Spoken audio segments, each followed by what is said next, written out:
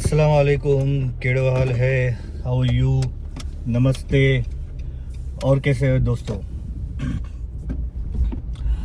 मैं शायर बदनाम हो चला,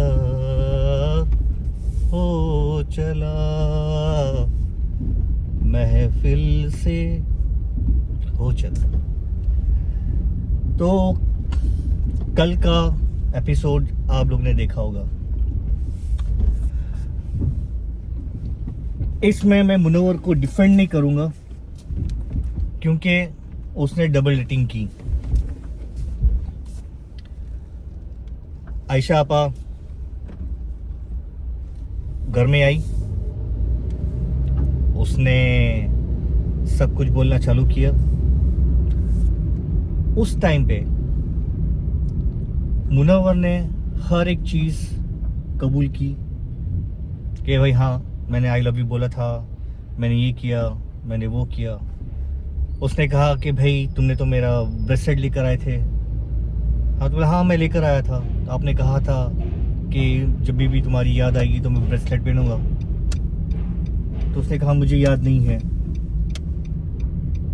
और मुझे मालूम था कि ये ब्रेसलेट आपका है। और उन्होंने जो कॉन्फिडेंटली सवाल पे सवाल मुनव्वर पे करते ही गई, और मुनव्वर जो थे वो कितनी जगह पे फंबल भी हुए, कई जगह पे उन्होंने आंसर अपने आप को एक्सप्लेन करने की कोशिश भी की, पर वो उतने स्ट्रॉन्ग नहीं दिखे जितनी आयशा दिख रही थी। और उसने कहा कि मेरे 4 महीने पहले मेरा ब्रेकअप हो गया है, फिर भी हम लोग एक दूसरे से बात करते थे, और क्योंकि हमारा क्लोजर चालू था। भाई 2-3 साल का रिलेशन जब होता है तो वो एक ही झटके में ख़त्म नहीं होता, वो टाइम लेता है क्लोजर होने के लिए। कुछ चीज़ें होती है एक दूसरे को समझाने के लिए, एक दूसरे को वापस से पाने के लिए, क्योंकि ये प्यार होता है। और अगर तुम किसी को सच्चे दिल से चाहते हो तो उसको टाइम लगता है उसको भुलाने के लिए और उसको ये करने के लिए। पर यहाँ पे शायद मुनव्वर ने थोड़ी सी जल्दी कर ली, और वो आपा आयशा से मिले और उन्होंने कुछ अपनी ही इसमें जल्दबाजी में आई लव यू भी बोल दिया। भाई ये सही नहीं था, मैं मुनव्वर की तारीफ नहीं कर रहा, पर उसने डबल डेटिंग की, ये हम जानते हैं कि उसने ये काम किया है और इज़ नॉट अप्रिशिएटेबल। पर मुझे ये समझ में नहीं आता, ये इतनी बड़ी बात नहीं थी कि तुम्हें नेशनल टेलीविजन पे आकर किसी बंदे को कंफर्म करना चाहिए, कन्फ्रंट करना चाहिए, ऐसा वैसा वैसा वैसा। भाई तुम्हारी जो थी 3-4 महीने का आपका रिलेशन था, उसमें भी आप कहते हो we are not committed.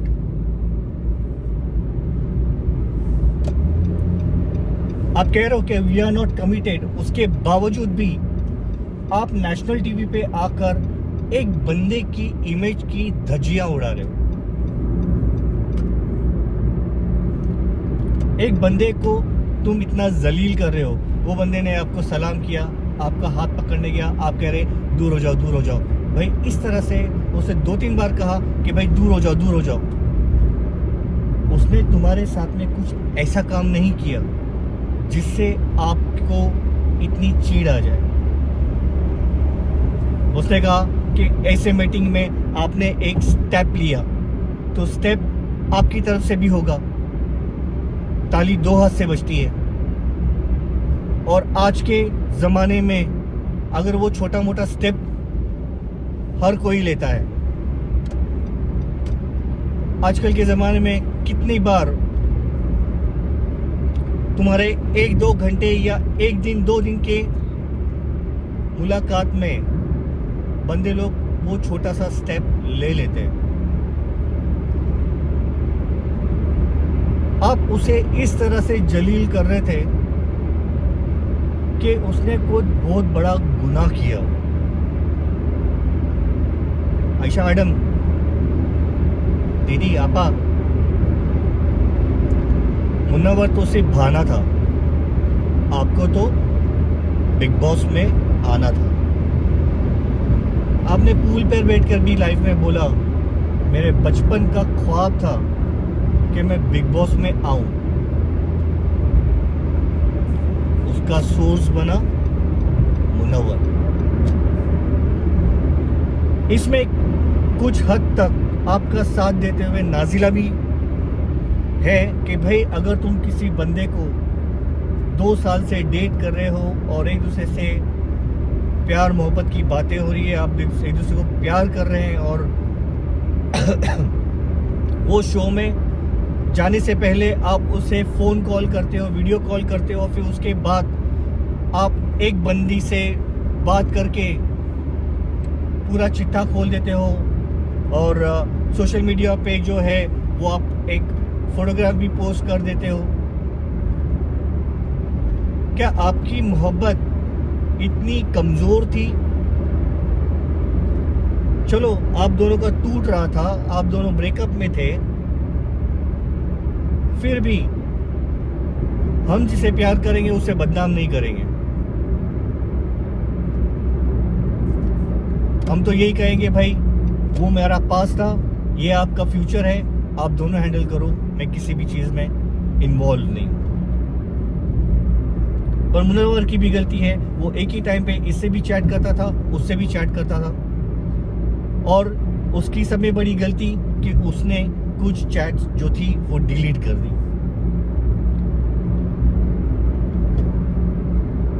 Big boss,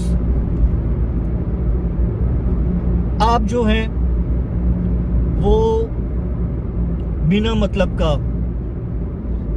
आप कहते हैं कि रिश्ते बनाओ, और आप भी जो है बिना मतलब के रिश्ते क्रिएट करना चाहते हैं। जब मामला आयशा और मुनव्वर का था तो आपको मनारा को वहां पे भेजने की जरूरत क्या थी? लॉक तो आप ही ने लगाया, क्योंकि ये सारी चीजें आप अंदर से करते हैं बाय इलेक्ट्रॉनिकली, राइट? तो आपका मनारा को अंदर भेजने का क्या कारण था? बिना मतलब का वो भी आके टेल मी, नहीं, I want to know about this that do. Oh my dear, Munawar ने तुम्हें शो में कमिटमेंट नहीं कुछ किया। बिग बॉस, सलमान खान ये सब चाहते थे कि तुम्हारा और मनारा का जो है वो कनेक्शन बने, लव ट्रायंगल बने। और जो एक मैं आपको बताता हूं कि बिग बॉस का दिमाग क्या था। जब मुनव्वर और मनारा शो में आए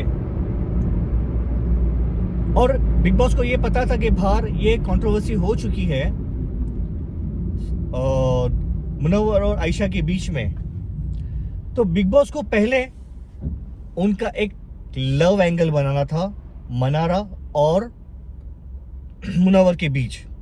जब वो बनता, फूलता, पलता और बाहर अच्छा दिखता, हैशटैग चलते, जिस तरह से हैशटैग चले थे मुनारा के, उस तरह से हैशटैग चलते, ये करते, तब जो है बिग बॉस आयशा को घर में लेकर आते। पर वो बिग बॉस का प्लान जो था वो फ्लॉप हो गया। तो मनारा जो है उसको समझाते हैं, वो जाने की कोशिश करती है और कुछ होता नहीं है। मुनव्वर को समझाते हैं, मुनव्वर कुछ करता नहीं है। अंकिता के साथ में लड़ाई करते टाइम अंकिता लड़ाई करती है, फिर बाद में आके पैचअप करके ये कर अच्छी बन जाती है। तो आप सोच सकते हैं कि ये बिग बॉस का क्या प्लान था, पर वो प्लान फ्लॉप हो गया। इन्होंने ये जबरदस्ती लेकर आए ताकि आप जो है मुनव्वर को डिफ्रेम करें। आपको डिफ्रेम का तो यही था, आपको प्लान ही था कि आप डिफ्रेम करने के लिए, पर आपका वो प्लान फ्लॉप हो गया। इसके लिए आप जो है ये जबरदस्ती का कंट्रोवर्सी आपने खड़ी कर दी और एक आदमी की इमेज खराब कर दी। एक बंदा ब्रेकअप करके अंदर आया है, वो अपने एक इमेज को, अपने एक चीज को प्रिटेंड कर रहा है कि भाई मैं एक रिलेशन में हूं, और वो दुनिया को दिखाना चाहता कि नहीं मैं एक रिलेशन में हूं। तो सोच सकते हो कि उस बंदे की दिमागी हालत कैसी होगी।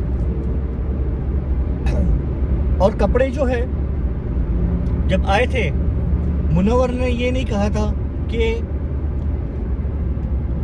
ये कपड़े नाजिला ने भेजे हैं, ये दूसरे लोग कह रहे थे, आयशा ये लोग कह रहे अरे नाजिला ने भेजे, क्योंकि उसमें जो लिखा था don't dare to talk anybody, तो वो लोग ने ये किए थे। तब उसने बोला हाँ हाँ हाँ शायद नाजिला ने भेजे होंगे। उसे भी पता था कि उसके कपड़े नाजिला ने नहीं भेजे, पर फिर भी उसने कहा कि हाँ हाँ ना, क्योंकि वो लोग कह रहे थे। और उसको यही प्रिटेंड करना था कि मैं नाजिला के साथ में हूँ। इसके लिए उसने वेफर्स के लिए बोला कि ये मेरी यादें हैं नाजिला। तो आप सोच सकते हैं कि उस बंदे की मेंटली हालत कैसी होगी। वो ऊपर से आप उसके ऊपर मना रख के करते हो, आप ये नहीं करते वो नहीं करते, तो क्या करें। अभिषेक के जैसा लड़े लड़े लड़े लड़े लड़े।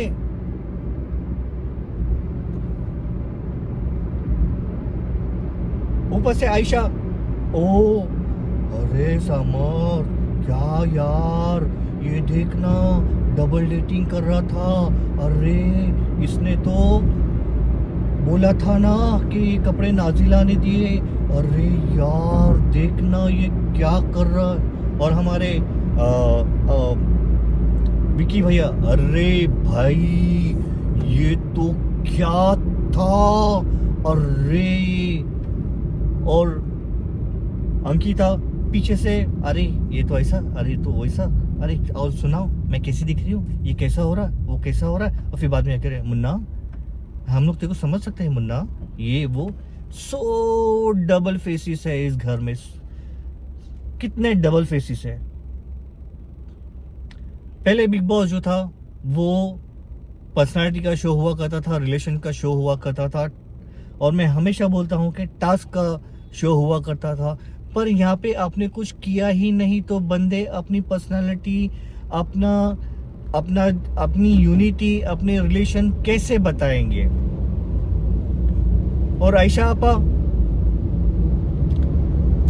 आर्काइव रूम में तो आप बड़े इमोशनल हो गए थे, आपके आंखों में से आंसू आएंगे, नॉर्मली आ जाएंगे आंखों में आंसू, पर बाहर आते ही आप इस तरह से कर रहे थे कि यानी आपको एक फतेह मिली हुई होगी,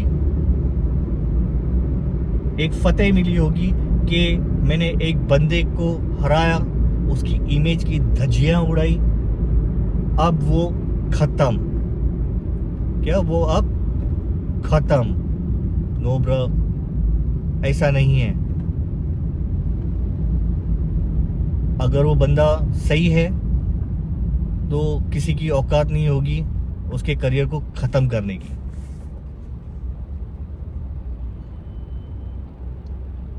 आप बाहर आके एकदम कूल हो गए, अरे विक्की भैया आपका तो गेम बहुत अच्छा है, मुनव्वर आपके साथ में इसके लिए नहीं बैठता क्योंकि वो थोड़ा सा दब जाता है। अरे अंकिता को आप कह रही हैं कि आपका गेम बस अच्छा है, बस आपके पति की वजह से आपका गेम जो है वो सब ये होता है, डाउन हो जाता है। अभी तो बहुत टाइम है, और भी चीज़ें बताऊंगी मैं। आप अनुराग धोबाल के साथ में गले मिलके उसे बातें करती हैं, फिर उसके साथ में डांस करती है। आप अभिषेक के साथ में वर्कआउट करती है, जो लाइफ में सब दिख रहा है। हाँ, मॉर्निंग सॉन्ग के एंथम के टाइम पे आप तो मुनव्वर के बाजू में भी नहीं थी। वो अलग खड़ा हुआ था, आप अलग खड़े हुए थे, क्योंकि आप तो कमिटेड नहीं है।